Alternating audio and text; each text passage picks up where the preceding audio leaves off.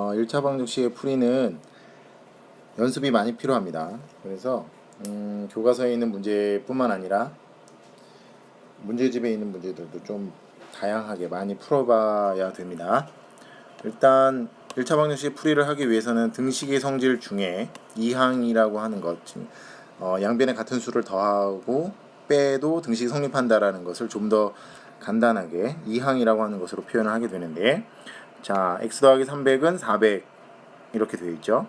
자, 우리가 x는 수 형태로 방정식을 풀어야 되는 것은 수업 시간에 이미 설명을 했습니다. 따라서 좌변에 있는 300이라는 상수항을 없애야 되겠죠. 그러면 등식의 성질을 이용해서 좌변 우변에다가 마이너스 300을 더하게 됩니다. 물론 300을 빼는 거랑 똑같다고 얘기했죠.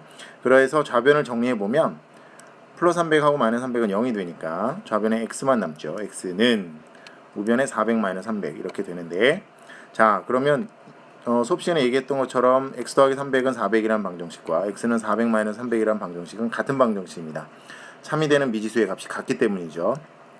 그런데 자, 그러면 좌변에 있는 x 똑같고요. 우변에 있는 400, 400은 똑같고, 달라진 건 좌변에 있는 플러스 300이 우변에 마이너스 300으로 바뀐 것처럼 보이죠. 물론 등식의 성질을 이용해서 쓴 건데, 그것이 플러스 300이라고 하는 상수항이 우변으로 넘어가면서 마이너스 300으로 바뀐 것 같다. 이것을 우리는 이항이라고 합니다. 항을 옮긴다라는 것인데, 여기서 옮기는 것은 반드시 다른 변으로 옮겨야 됩니다. 좌변에 있는 것을 우변으로 옮기거나 우변에 있는 것을 좌변으로 옮기는 것을 이항이라고 합니다. 단 수, 즉 상수항만 이항을 하는 것이 아니라, 이항을 할 수 있는 것이 아니라 문자항도 이항을 할 수가 있는데, 자, 4x는 x 더하기 5에서 우변에 있는 x, 여기는 x를 좌변으로 이항하면, 자, 부호가 바뀐다고 그랬죠. x 앞에는 플러스 부호가 생략되어 있는 겁니다. 따라서 이항을 하면 이렇게 부호가 바뀌어서 마이너스 x가 됩니다. 그래서 숫자만 이루어져 있는 상수항이나 문자가 있는 문자항들도 모두 이항이 가능하다. 자, 마이너스 6을, 물론 이건 등식의 성질을 이용하는 건데 편의상 그렇게 하는 겁니다. 자, x하고 마이너스 2는 그대로 써주고 마이너스 6만 이항하는 거니까 부호 바꿔서 우변에 써주면 되고요. 자, 플러스 7 역시 나머지 2x는 4는 그대로 써주고, 좌변에 있는 플러스 7이 우변으로 넘어가면 부호가 바뀌어서 마이너스 7로 바뀝니다. 자, 마이너스 3x는 x 더하기 9에서 마이너스 3x랑 플러스 9는 그대로 둬야 되겠죠. 마이너스 3x는 플러스 9 그대로 두고, 좌변에 있는 우변에 있는 x가 이항되니까 부호가 바뀌어서 마이너스 x로 부호가 바뀝니다. 자, 이번에는 1은 상수항 1은 우변으로, 마이너스 4x는 좌변으로. 보통 1차 방정식을 풀 때 이렇게 푸는데, 자, 좌변에 x는 그대로 두고요. 우변에 있던 마이너스 4x가 이항되니까 플러스 4x가 되고 부호가 바뀌었죠. 우변에 있던 플러스 5는 그대로 써주고요. 좌변에 있던 1이 이항되니까 마이너스 1로 바뀌게 됩니다. 자, 이렇게 항을 옮기는 것은 등식의 성질을 이용하는 것인데, 이렇게 이항을 해서 좌변에 싹 모으게 되면 우리는 2x-5는 0이라고 하는 이러한 방정식을 얻게 됩니다. 근데 2x-5는 x에 관한 1차식이죠. 따라서 x에 관한 1차식이 등식으로 표현되어 있고 방정식이기 때문에 이런 것을 우리는 1차 방정식이라고 부릅니다. 특별히 문자가 x가 사용되어 있기 때문에 x에 관한 1차 방정식이 되는데요. 예를 들어서 2a 플러스 1은 0이라는 방정식이 있다면 문자 a가 사용되어 있으니까 이것은 a에 관한 1차식이므로 a에 관한 1차 방정식이 됩니다. 그리고 예를 들어서 x제곱 플러스 2x 플러스 1은 0이라는 이런 방정식이 있다면 이건 x에 관한 2차식이니까 x에 관한 2차 방정식이 되겠습니다. 자, 문제 2번. 다음 중에서 1차 방정식을 모두 골라라. 3x 플러스 2는 1, 우변에 있는 1 이항하면 3x 플러스 2 마이너스 1은 0이죠. 자, x에 관한 1차식인 방정식이므로 x에 관한 1차 방정식이 되고요. 아까 얘기했던 2x제곱 더하기 3은 0. 2x제곱 더하기 3이 x에 관한 2차식이니까 x에 관한 2차 방정식이 되겠습니다. 자, 이 상태에서는 방정식인지 아닌지 잘 모르는데요. 분배 법칙을 이용해서 정리해보면 2x 마이너스 6은 2x 마이너스 5가 되는데, 이항을 하게 되면 EX하고 EX가 소거가 되죠. 자, 마이너스 6은 마이너스 5. 네, 식이 성립하지 않습니다. 따라서 이 녀석은 등호가 사용되어 있으나 등식이 아닙니다. 방정식도 아니고 항등식도 아니다라고 얘기를 했었죠. 또한 분배 법칙을 이용해서 정리하면 3y 제곱 마이너스 3y는 2y 플러스 3y 제곱이 됩니다. 3y 제곱이라고 하는 2차 항이 있지만 네, 이 항을 하게 되면 2차 항은 소거가 되어서 잘 보면 마이너스 3y는 이 항을 하면 마이너스 2y는 0이 되죠. 계산하면 마이너스 3y는 마이너스 5y는 0이 됩니다. 자, 이 부분에 대해서는 여러분들이 좀 혼란스러워 할 수 있는데 역시 방정식입니다. 예를 들면 x는 0 방정식이냐? 네. x에다 0을 대입하면 참이 되고 1 넣으면 2 넣으면 3 넣으면 거짓이 되니까 주어진 x는 0은 방정식입니다. 해가 뭐냐? 0이 해가 되는 거죠. 그러니까 우리가 마이너스 1, 3 이러한 정수들이 해가 되듯이 0도 해가 될 수 있다. 그래서 x는 0도 방정식이 됩니다. 따라서 마이너스 5y는 0도 역시 방정식이 되겠죠. y에 관한 1차 방정식이 됩니다. 자, 그러면 선생님이 일일이 모든 문제를 다 풀 수는 없고요. 자, 예제 1번에 보면 마이너스 4x 더하기 3은 7 마이너스 2x 이걸 풀어라 그랬습니다. 우리의 핵심은 x는 수 형태로 바꾸는 것이죠. 이 방정식과 이 방정식은 같은 방정식이다. 단 등식의 성질을 이용하게 되면 같은 방정식이 되니까 x는 수 형태로 바꿀 겁니다. 따라서 마이너스 4x 그대로 두고요. 플러스 3은 이항을 하겠습니다. 마이너스 2x 문자를 좌변으로 모읍니다. 부호가 바뀌어서 플러스 2x 우변에 7이 있고요. 좌변에 있던 플러스 3이 이항하니까 마이너스 3이 되죠. 자, 동류항의 계산은 개수들끼리만 계산해라. 마이너스 4 더하기 2 따라서 마이너스 2x는 7 빼기 3이니까 4죠. 자, 좌변 x의 개수를 1로 만들어야 됩니다. 여기 x가 1이 생략되어 있어요. 따라서 마이너스 2에다가 마이너스 2의 역수를 곱해주면 됩니다. 좌변 우변에다가. 편의상 이렇게 마이너스 2로 나눌 수 있죠. 같은 수로 나누면 됩니다. 그러니까 x의 개수로 나누어주면 되는데 만약에 어렵다면 곱해서 1이 되는 수, 역수를 좌변 우변에다 곱해주면 됩니다. 약분해서 x가 남고 마이너스 2분의 4니까 마이너스 2가 될 거예요. 자, 예제 2번. 자, 이렇게 가로가 있는 경우에는 분배 법칙을 해서 풀면 됩니다. 3x 플러스 6은 14 더하기 x가 되고, 자, 좀 전에 했던 것과 같은 형식이죠. x 문자항들은 좌변으로, 상수항들은 우변으로 이항합니다. 3x는 그대로 두고 x가 이항됐으니까 부호가 바뀌어서 마이너스 x, 우변에 14 그대로 있고 좌변에 있던 6 이항하니까 마이너스 6. 그래서 3 빼기 1, 2x는 14 빼기 6이니까 8이죠. 자, 좌변과 우변을 x의 개수로 나누면 됩니다. 따라서 x는 4라는 방정식을 해를 얻게 됩니다. 자, 개수가 소수나 분수인 경우에는 좌변과 우변에 적당한 수로 곱하면 됩니다. 등식의 성질을 이용해서 좌변과 우변에 같은 수로 곱해도 등식이 성립하므로 좌변 우변에다 10을 곱하죠. 그럼 0.5x는 5x가 되고요. 1에다가도 10을 곱해야 되니까 플러스 10.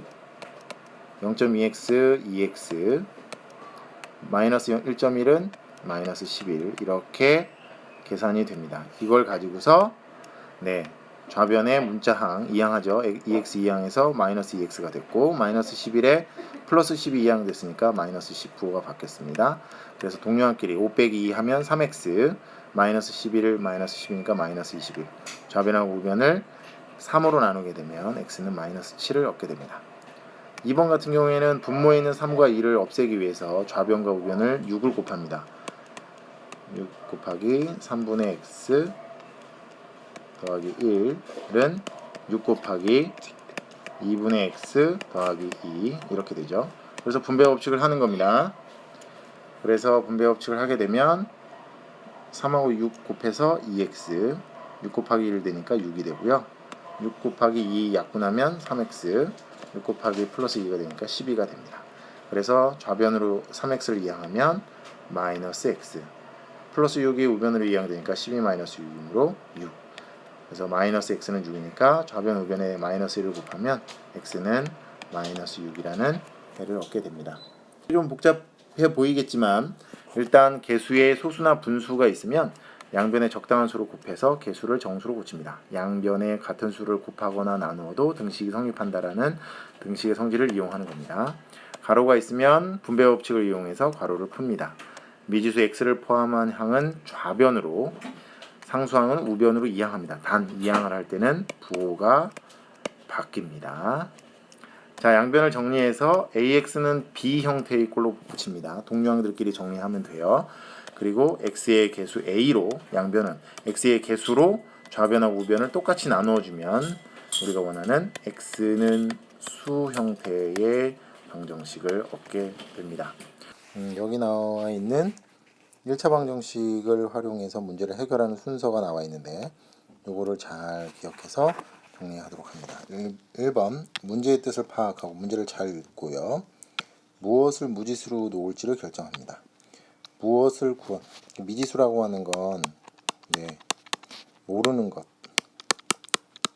그리고 변하는 것들 이런 것들이라고 그랬죠. 그러니까 결국엔 내가 무엇을 구해야 되는가에 대해서 잘 문제를 파악을 하고 그 구하려고 하는 것을 미지수로 놓으면 됩니다. 구하고자 하는 것. 근데 물론 가끔 가다가 구하는 것이 아닌 다른 것을 미지수로 놓는 것이 조금 더 편할 때가 있는데 그런 건 실제 상황에서 문제를 해결하면서 알아보도록 하고, 그럼에도 불구하고 대다수의 것들은 구하는 녀석을 미지수로 놓고 푸는 것이 가장 편리하게 됩니다. 그 다음에 중요한 게 이제 여러분들이 제일 어려워하는 부분이 두 번째인데요. 등식 관계가 있는 수량을 찾아 1차 방정식으로 나타낸다는 게 있는데 1차 방정식은 등식입니다. 등식이란 수나 식을 등호로 이렇게 연결하는 식을 등식이라고 하죠. 등식이란 같다라는 의미입니다. 즉 좌변에 있는 녀석과 우변에 있는 녀석은 같은 녀석이어야 합니다. 예를 들어서 좌변은 시간이고 우변은 속력이라면 그걸 우리는 시간과 속력이 같다라고 설명하기가 곤란하겠죠. 좌변이 시간이면 우변도 시간에 관련된 식이 나와야 되고, 좌변이 속력이라면 우변도 속력이라고 하는 그런 식 또는 수가 나와야 됩니다. 그러니까 반드시 1차 방정식의 활용 문제는 등식 관계가 있습니다. 같다라는 의미가 반드시 있게 됩니다.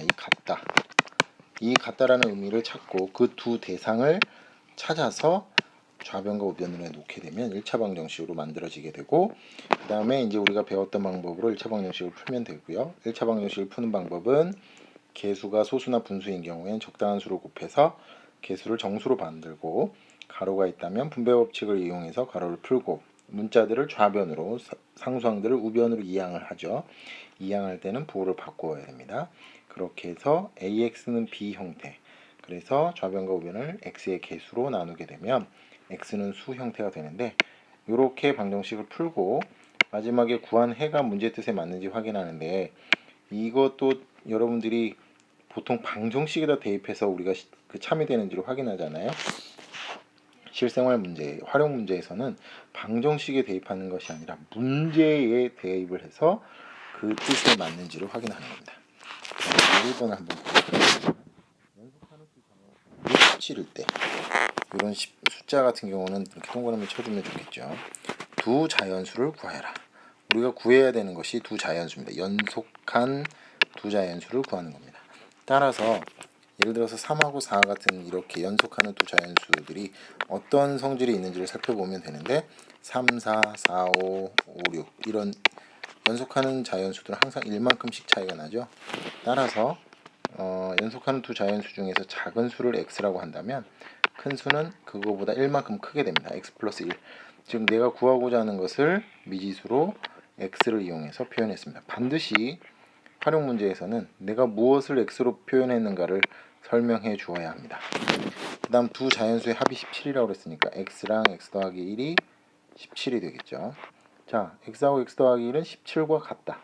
17이다. 합이 17이다. 17과 같다. 네, 등식이죠. 좌변하고 우변의 두 자연수의 합, 그게 17하고 같다라고 했으니까 네, 방정식을 이제 풀게만 하면 되는데, 자, x는 8이죠. 자, 그러면 주어진 방정식에 대입해서 참이 되는지를 확인하는 게 아니라 자, 자연수 하나가 8이라면 x가 8이니까 그거보다 큰 수는 9죠. 1만큼 크니까 두 개 더해서 17이 되는지를 확인하는 겁니다. 그래서 우리가 원하는 두 자연수 8하고 9를 잘 구해요. 자, 예제 2번입니다. 서영이가 공원을 두 바퀴 도는데 처음 한 바퀴는 분속 40m로 걷고 다음 한 바퀴는 분속 80m로 걸었더니 모두 30분이 걸렸다. 공원 한 바퀴의 거리를 구하여라 라고 했습니다. 자, 일단 우선 첫 번째 구하고자 하는 게 뭐냐? 공원 한 바퀴의 거리. 공원이 이렇게 생겼다면 처음 시작해서 한 바퀴를 도는데 얼마나 걸리나? 근데 여기서 보면 분속 40m, 거리의 단위가 미터로 되어 있기 때문에 공원 한 바퀴의 거리는 x 미터라고 놓는 겁니다. 자, 그 다음 이제 같은 걸 찾아야 되는데요. 자, 뭐가 같은 거냐면 자, 공원 한 바퀴의 거리에서 총 30분이 걸렸대요. 30분이 걸렸다. 그러니까 처음 한 바퀴를 돌 때 걸린 시간과 다음 한 바퀴를 더 돌죠. 한 바퀴를 걸릴 때 걸린 시간과 그 다음 두 번째 바퀴 때 걸린 시간, 이 총 걸린 시간이 30분 걸렸다라고 했으니까 30분과 같다라는 것이죠. 자, 이게 같다라는 걸 찾았습니다. 그러면 처음에 돌아왔을 때 얼마만큼의 시간이 걸렸느냐? 처음에는 분속 40m로 걸렸어요. 얼마의 거리를? 한 바퀴 도는데 거리가 xm라고 했으니까 거리는 속력 곱하기 시간이죠. 네, 이렇게 거리, 속력, 시간 이렇게 됩니다. 자, 우리는 지금 시간을 구하는 거예요. 한 바퀴 돌 때 얼마의 시간이 걸렸습니까? 분속 40m로 xm를 걸렸으니까 자, 시간은 속력분의 거리, 속력분의 거리다. 속력이 40 분의 거리 x. 그래서 처음 한 바퀴를 돌 때 걸린 시간이 40분의 x분이 됐고요. 그 다음 두 번째 바퀴 때 이번에는 분속이 80m예요. 따라서 속력분의 거리. 그래서 두 번째 바퀴 돌 때 걸린 시간이 80분의 x입니다. 80분의 x. 따라서 처음 바퀴 수에 걸린 시간과 두 번째 바퀴에 걸린 시간을 모두 합한 것이 30분과 같다 했으니까 40분의 x 더하기 80분의 x를 하면 30분이다. 이렇게 방정식을 얻게 됩니다. 자, 이제 개수가 분수이니까 좌변하고 우변에다가 40과 80의 최소 공배수인 80을 곱해서 80 곱하기 40분의 x 더하기 80 곱하기 80분의 x 이렇게 좌변하고 우변에다 80을 모두 곱하게 되면 2x 더하기 x는 2400. 그래서 동료항 계산했으니까 3x는 2400, x는 800. 자, 우리가 구하고자 하는 게 뭐죠? 800이죠. 네, 공원 한 바퀴의 거리는 800m입니다. 자, 그리고 난 다음에 문제의 뜻에 맞는지 확인하는 것은 첫 번째 돌 때 얼마의 시간이 걸렸는가? 분속 40m로 얼마의 거리를? 네, 800m죠. 몇 분? 20분. 그 다음 두 번째는 800m를 80m로 분속 80m로 그러니까 10분. 자, 총 걸린 시간 30분. 네, 우리가 원했던 문제의 뜻에 맞는 그러한 풀이가 되었네요. 따라서 이렇게 계산하면 되는데 교과서에 있는 예제 두 문제를 풀었습니다. 여기서 공통된 것은 활용 문제를 풀어가는 흐름은 똑같다라는 것이죠. 이제 활동지를 통해서 수업 시간에 좀 더 다양한 문제들을 풀고 이거를 갖다 모둠 활동을 통해서 서로 도움을 주는 것으로 하겠습니다. 이렇게 3.9 1차 방정식의 활용 동영상 강의를 마치도록 하겠습니다.